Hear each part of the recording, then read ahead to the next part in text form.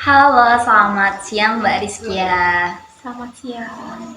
Gimana kabarnya Mbak Rizkia? Alhamdulillah baik. Alhamdulillah kalau gitu ya. Sebelumnya, perkenalkan saya Arifani dari Prodi Psikologi semester 6. Nah, maksud dan tujuan saya di sini saya sebagai konselor pada tes siang hari ini. Sebelum melakukan konseling, bisa minta tolong Mbak Rizky untuk surat pernyataan persetujuan.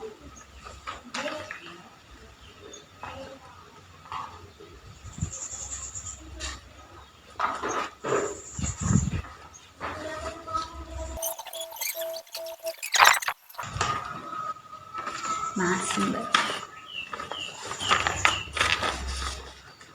Sebelum kita ke sesi konseling, bisa minta tolong Mbak Rizky untuk mengisikan formulir agar membantu saya memahami terkait masalah Mbak Rizky dengan lebih baik.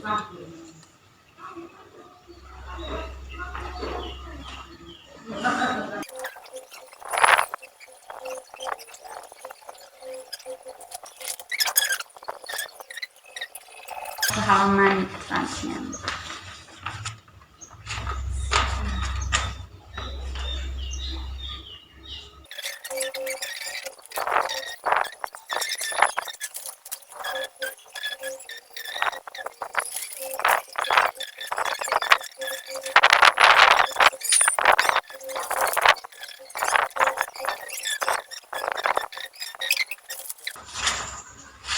Sudah.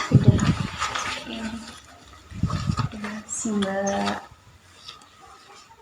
Oke, jadi keluhan utama Mbak Rizka itu panik sama sering mood swing ya. Bisa diceritain nggak Mbak Rizkia dalam situasi apa biasanya kalau lagi panik? Biasanya kalau panik itu ketika dihadapkan dengan berbagai persoalan, misal permasalahan pertama belum selesai, timbul masalah baru. Nah, itu kadang bikin panik dan susah banget dikontrol. Sehingga apa efeknya ya, cemas lah, kemudian pengen nangis lah atau apalah. Ya, bahkan sampai nangis sih biasanya. Itu. Terus kalau untuk masalah perasaan berubah-ubah, aku nggak tahu sih masalahnya apa, cuma mungkin karena hormon, faktor datang bulan kah, atau mungkin faktor-faktor yang lain, karena biasanya apa banyak tugas ataupun apa kumpul organisasi atau apa itu kadang bikin mood jadi berantakan. Jadi pas waktu kumpul organisasi, sering kumpul organisasi Ya, Mbak Rizky. gitu. Kalau sejak kapan Mbak Rizky mengalami panik? Kalau panik itu sebenarnya udah dari kalau panik dari zaman-zaman sekolah SMK itu ya, ada sih panik kayak gitu, ada, cuman gak terlalu parah. Pas parah banget itu ketika kuliah, jadi pas aktif organisasi, terus kegiatan juga banyak, waktu istirahat dikit, jadi ya tambah parah. Mbak Rizky sering merasa cemas. Rasa cemas kalau kemarin-kemarin itu iya, kalau akhir-akhir ini enggak. Biasanya kalau merasa cemas itu kenapa Mbak? Tekanan sih, banyak tekanan, cemas karena apa mungkin dari ekspektasi dari diri sendiri yang nggak tersampaikan, kayak cemas, terbawa cemas. Terus kemudian biasanya karena dihadapkan dengan situasi yang sulit, jadi ya mau melangkah seperti ini salah, takut salah, melangkah seperti itu ya takut disalahin kayak gitu. Jadi ya endingnya ya cemas. Bisa dijelasin nggak Mbak, yang takut melangkah, takut salah itu di mana? Pada saat apa? Kalau kalau biasanya sih kalau takut salah, takut melangkah itu ketika ada di situasi terhimpit. Jadi kalau aku kan tipe yang explore, apapun pengen aku coba. Tapi kalau misal sudah ada di dalam nih, terus ada di situasi terhimpit memilih salah satu misal, nah itu kadang nggak bisa dikontrol sendiri-sendiri. Oh, jadi kalau semisal Mbak Rizkia lagi di suatu terhimpit, Mbak Rizkia nggak bisa ngontrol diri Mbak Rizkia, seperti itu. Ya sulit banget. Hmm.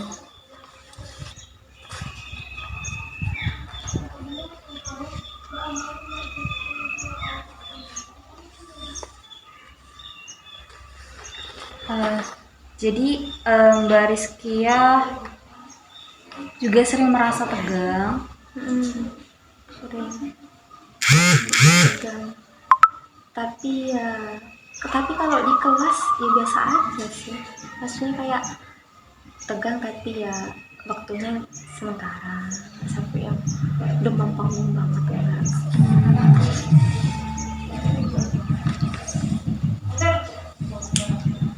Tapi di organisasi Mbak Rizkia sering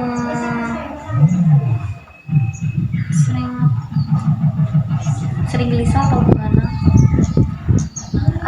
Kalau di organisasi sih tergantung sama suasananya, sama lingkungannya. Kalau lagi kumpul sesama angkatan, sesama pengurus biasa aja, cuman kalau sudah ada senior langsung takut. Jadi dari seniornya juga memberi tekanan sama Mbak Rizkia. Iya, awal mulanya sebenarnya senior kan juga sama-sama manusia ya cuman karena memang ada beberapa momen banyak intervensi, banyak tekanan juga dari senior, sehingga terdapat kejadian-kejadian juga. Jadi ya akhirnya timbul rasa takut, rasa trauma, rasa pengen tidak menemui senior gitu. Pengen menghindar lah. Iya. Bahkan rasa benci itu juga ada.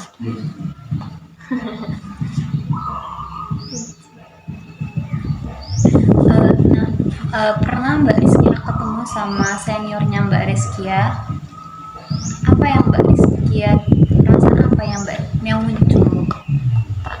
Karena ada, intinya kalau ada senior ditelang itu ya perasaan nggak enak, nggak mau ketemu, males, dan mood juga berantakan. Terus kalau misal ada senior dari Malang misal berkunjung ke Telang, rasa tidak ingin menemui itu tinggi banget. Jadi ya ngapain ketemu, mending istirahat, nggak usah ketemu gitu. Jadi ya sebisa mungkin ingin menghindar. Tapi kalau menghindar dibilang nggak sopan, kalau nggak menemui, nggak menghargai, cuman ya males juga kalau ketemu. Jadi biasanya Mbak Rizkia lebih sering menghindar atau menghindar, cuman meskipun endingnya ketemu juga sih, diberani endingnya.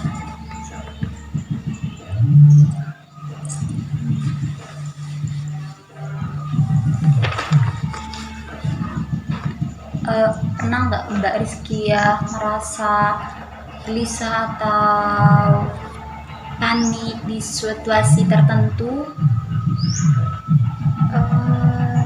Pernah pada itu ketika waktu itu dapat tekanan dari petinggi di pembina. Posisi waktu itu kan saya mau presentasi, masih ngerjain tugas juga, bikin PPT. Pas nyampe di kelas itu tekanan dari organisasi kan, kemudian dimarahin dosen karena memang ada beberapa hal yang keliru. Jadi ketika numpuk akhirnya timbul reaksi, nangis, ngamuk, terus teriak-teriak. Tapi bukan kayak kesurupan, bukan, hampir sama kayak kesurupan, cuman bukan kesurupan. Kalau kesurupan kan kayak nggak sadar blas gitu kan. Tapi kalau waktu itu enggak, cuman memang badan itu ada yang seakan-akan mengendalikan. Oh, jadi Mbak Rizkia di kelas juga sering dua kali mengalami hal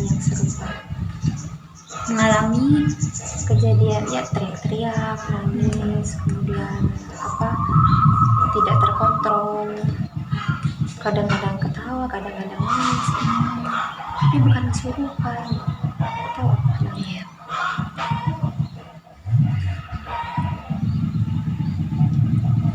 Kalau dari Mbak Rizkia sendiri, kira-kira bagaimana Mbak Rizkia mengontrolnya situasi tersebut?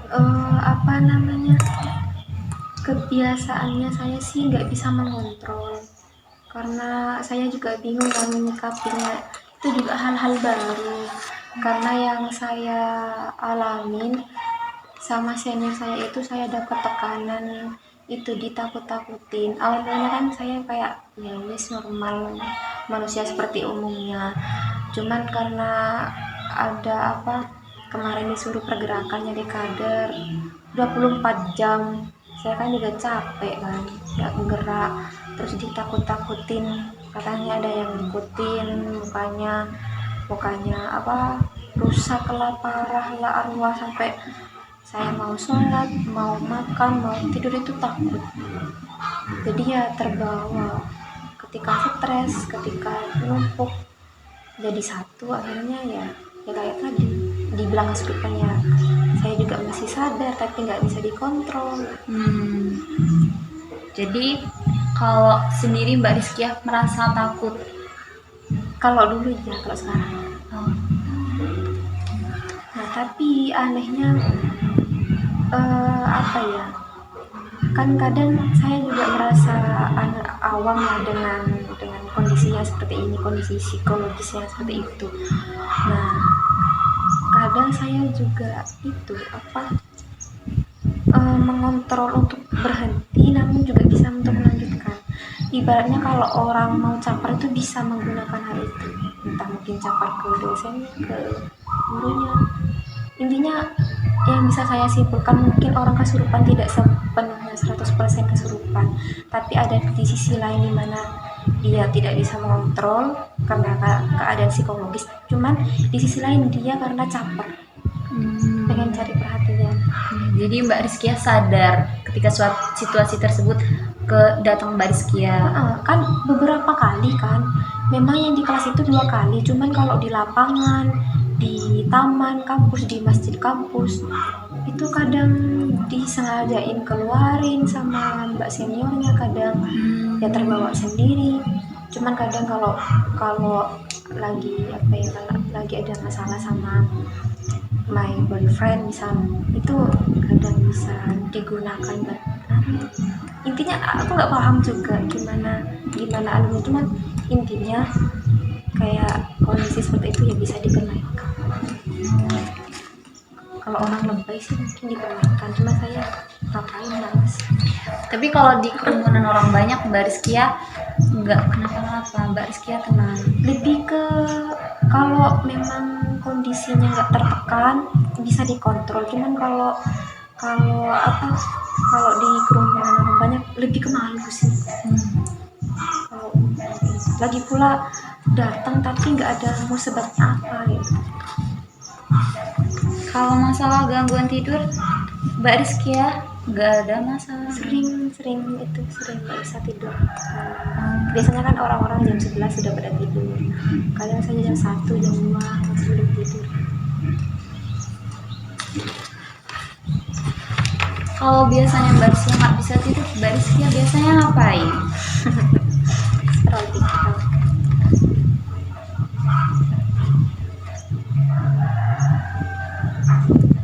Kalau masalah mimpi buruk atau mimpi yang aneh-aneh Mbak Rizkia Enggak sampai gitu, jarang. Untuk masalah konsentrasi Mbak Rizkia dari di kelas juga alhamdulillah. Nah, kalau di kelas Mbak Rizkia aman ya, cuman itu kalau sudah dapat banyak tekanan nggak bisa fokus, ya nggak bisa terkontrol, ya itu aja sih.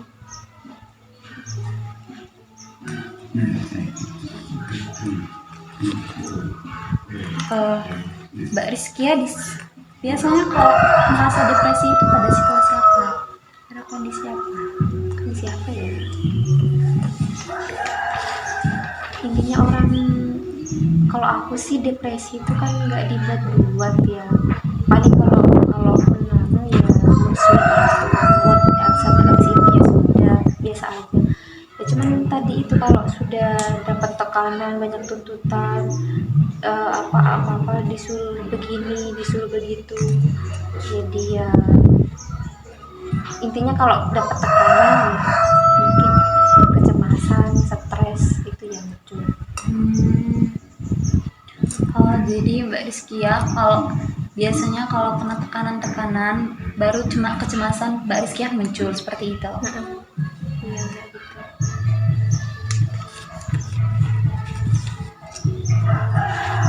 Kalau saya sih lebih penyebab cemas, depresi, stres itu karena faktor eksternal, bukan dari internal, bukan dari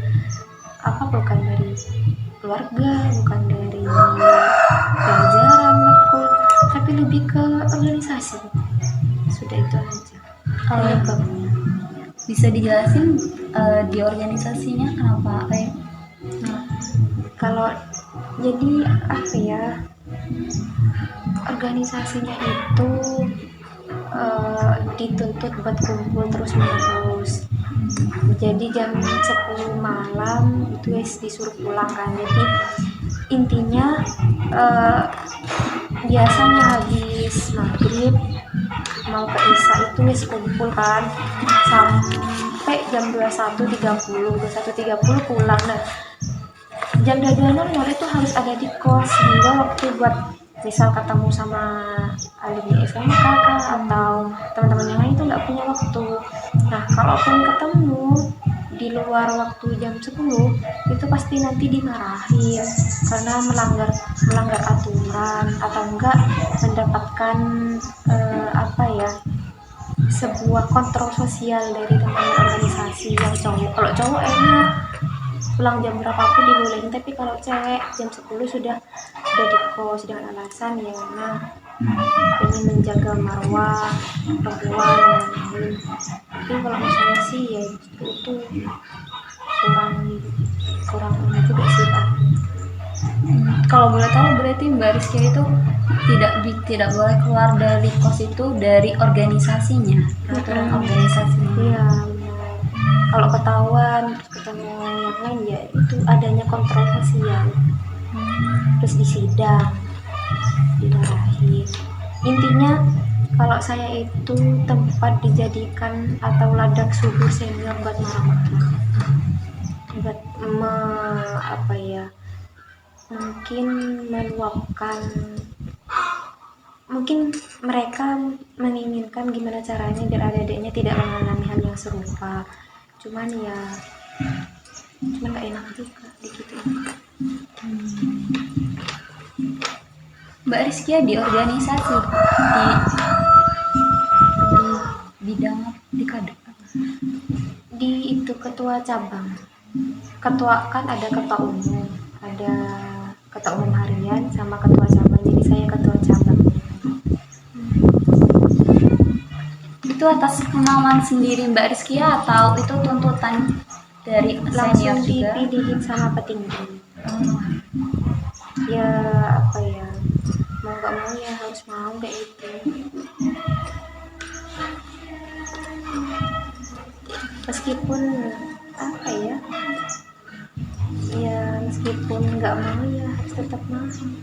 Oh, jadi di sisi lain Mbak Rizkia nggak mau, tapi di sisi lainnya Mbak Rizkia harus mau. Iya, karena nggak ada lagi katanya. Sedangkan yang lain itu kurang cocok, kurang pas. Entah apanya kurang pas. Tapi kok saya disalah-salahin terus.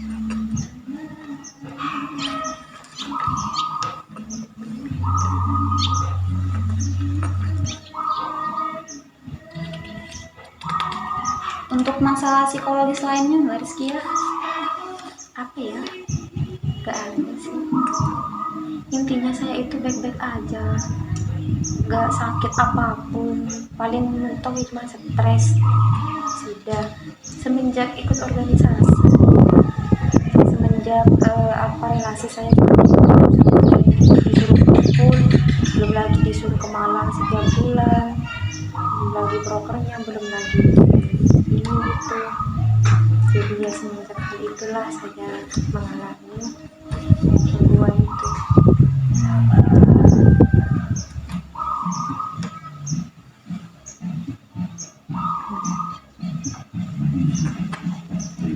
Mbak Rizkia sekarang masih di organisasinya?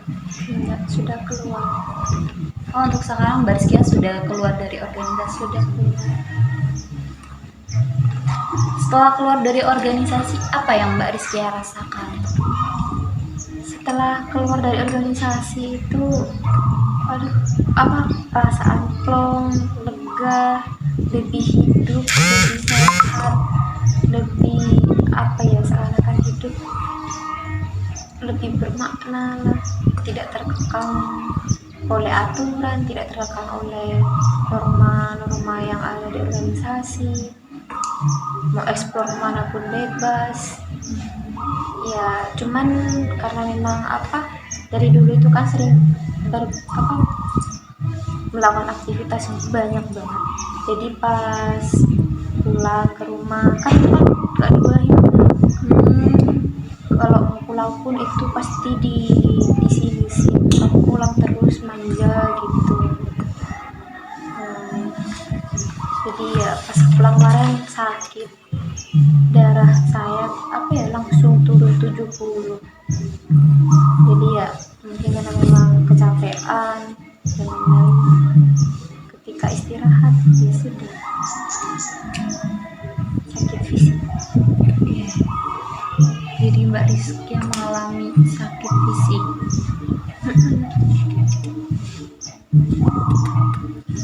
Untuk masalah perasaan ditusuk-tusuk itu kayak gimana Mbak? Perasaan ditusuk-tusuk lebih ke lebih ke sakit kepala. Jadi ya kayak ada semacam tusuk-tusuk di kepala, gimana ya. Ya kayak gitulah. Itu Mbak Rizkia biasanya mengalami hal tersebut pada saat mengalami tekanan atau pas tekanan. Gimana ya? Iya, pas ada tekanan sih, soalnya setiap hari itu saya merasa tertekan. Jadi kalau nggak kumpul pasti di grup itu di tag, pasti ditanyain mana nggak ikut kumpul. Jadi ya di grup itu ada kontrol sosial, di real life juga ada kontrol sosial, sudah semuanya serba dikontrol. Seakan-akan hidup saya hanya untuk organisasi itu saja dan lingkup itu saja. Bahkan mau main pun nggak bisa, disuruh kumpul terus.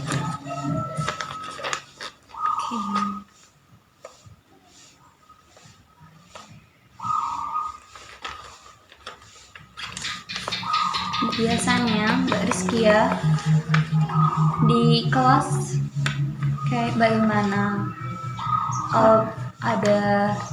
Biasanya kalau ada kumpul sama organisasi sama yang ada masuk di kelas, intinya sebelum dan sesudah saya masuk organisasi itu banyak banget perbedaan yang berubah katanya teman-teman di kelas. Ya salah satunya ya ke teman saya bestie di kelas itu, katanya saya lebih agresif, lebih emosi, lebih emosional orangnya, beda, nggak santai kayak dulu orangnya kayak gitu kan. Nah tapi kalau di kelas itu kan saya ini ya lumayan aktif kan orangnya. Kalau di organisasi itu saya nggak dibolehin kritis, saya nggak dibolehin tajam untuk saudaramu sendiri, tajamlah pas di luar. Ketika saya di luar di kelas saya mencoba aktif argumentasi, saya malah kok terlalu gitu sih Rizkia gitu. Semenjak ikut Gempara sensor tuh. Hmm. Semenjak ikut organisasi itu kayak dihajar habis-habisan teman-teman di kelas. Hmm. Ya kayak gitu. Saya juga bingung, saya mau kemana ya di organisasi, nggak dibolehin, di kelas digituin. Ya. Tapi semenjak keluar kemarin, sifat saya mulai berubah. Saya lebih santai, lebih tidak terlalu emosional, tidak terlalu serius, kaku kayak gitu. Oh, jadi di organisasi Mbak Rizkia tidak diberi kebebasan seperti itu? Kalau saya juga heran. Saya kan juga belajar ilmu sosial, ilmu soal relasi kekuasaan, doksa, intinya berbagai macam suatu hal yang mungkin bertentangan di organisasi gitu. Jadi mungkin kekuasaannya mungkin mau dilanggengkan. Saya mendapatkan hal itu di kelas. Kemudian saya mempertanyakan. Ketika saya mempertanyakan, saya dibilang sok berteori terus, argumen saya dipatahkan. Dan ketika saya akhirnya memutuskan untuk keluar adalah ketika ada kebenaran, satu hal kebenaran dan ada kebenaran lain yang banyak pengikutnya, itu dianggap kebenaran banyak.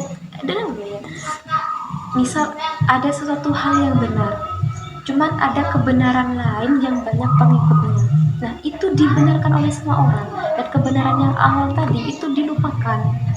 Jadi yang apa saya anggap benar, saya pikirkan selama ini benar, saya pertanyakan, itu sama mereka dianggap salah. Dan kebenaran yang lain yang banyak pengikutnya itu yang diagung-agungkan. Jadi karena memang sepertinya ruangnya sudah tidak sehat, saya berpikir kritis, cuman disekap, kritis gak sehat kata saya gitu. Terus akhirnya saya memilih untuk keluar saja. Jadi Mbak Rizkia di organisasi tersebut mengalami tekanan, sedang tidak dapat berpendapat. Kalau memang sih, meskipun kumpul itu kan disuruh diskusi, cuman diskusinya tidak berdasarkan ilmiah, jadi ya hanya argumen semata.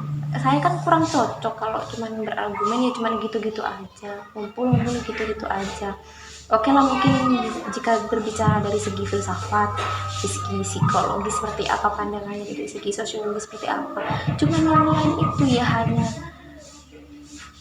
sebatas pengetahuan biasa, tidak berlandaskan ilmiah. Sedangkan kalau berlandaskan kajian ilmiah, itu seakan-akan dibatasi karena mungkin mengganggu sistem yang ada. Pernah nggak pada saat kumpul Mbak Rizkia muncul gejala psikologis Mbak Rizkia? Iya, pas kalau kumpul itu kan dulu sih waktu lagi marak-maraknya senior berkuasa. Jadi pas kumpul ya itu kambuh. Jadi ya bahasanya itu mbah-mbah, sampai ada Nyiroro Kidul lah, sampai nyai, mbah ini mbah itu. Biasanya gejala apa? Itu kebohongan semata. Biasanya gejala apa yang muncul? Tiba-tiba mata itu kan merem, terus badan itu bergerak sendiri, mentok-mentok. Kalau misalnya bukan marah sih, ngamuk dengan nada keras, dengan nada suara yang keras gitu. Jadi tiba-tiba agresif Mbak Rizkia? Agresif. Dan itu malah nggak tahu Kenapa?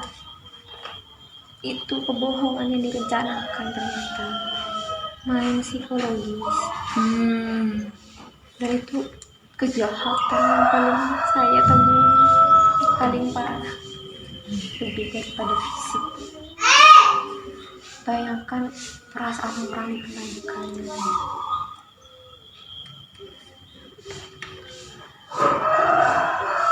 Mbak Rizkia pernah ke yang lebih ahli untuk melakukan Saya sebenarnya mau ke psikologis atau nggak ke psikiater kemarin, cuman nggak dibolehin sama pembinaan saya.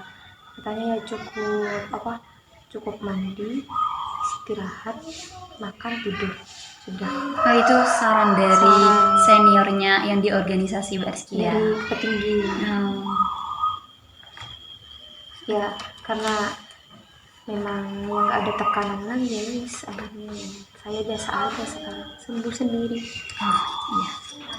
Jadi Mbak Rizkia sekarang sudah tidak mengalami kecemasan, sudah tidak tertekan lagi karena sudah keluar ya dari organisasi Mbak Rizkia. Oke, jadi kalau semisal Mbak Rizkia masih merasa cemas, merasa tertekan atau paniknya muncul lagi, Mbak Rizkia bisa hubungi saya nanti ke yang lebih ahli lagi di biro psikologi. Iya, soalnya saya pengen ke sana kemarin waktu lagi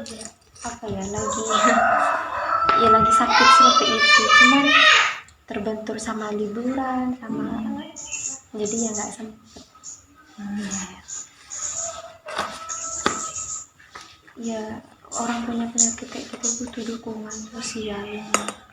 Kalau ke orang tua itu saya nggak cerita, cuman akhir-akhir ini yang cerita. Biasanya saya ceritanya ke teman kelas yang dekat di SD gitu. Itu pun yang saya keluar itu atas pertimbangan dari teman-teman juga. Jadi ya ketika saya mengambil langkah untuk keluar ya benar, ternyata saya nggak salah ambil langkah. Mbak Rizkia sudah benar ya, udah keluar dari lingkungan toksik Mbak Rizkia. Jadi bisa dibilang toksik Ya, organisasi Mbak Rizkia itu udah bagus. Mbak Rizkia juga udah ngerasa nggak ada tekanan, sudah plong ya, udah keluar dari organisasi tersebut. Kalau semisal nanti Mbak Rizkia mengalami panik lagi atau gejala-gejala psikologis lagi, Mbak Rizkia bisa hubungi saya. Nanti bisa ke biro psikologi. Oke, sekian sesi konselingnya. Terima kasih atas kesediaannya untuk mengikuti konseling. Apabila ada kalimat atau kata-kata yang kurang sopan, yang saya mohon maaf ya Mbak. Iya, nggak apa-apa. Oke, terima kasih Mbak Rizkia.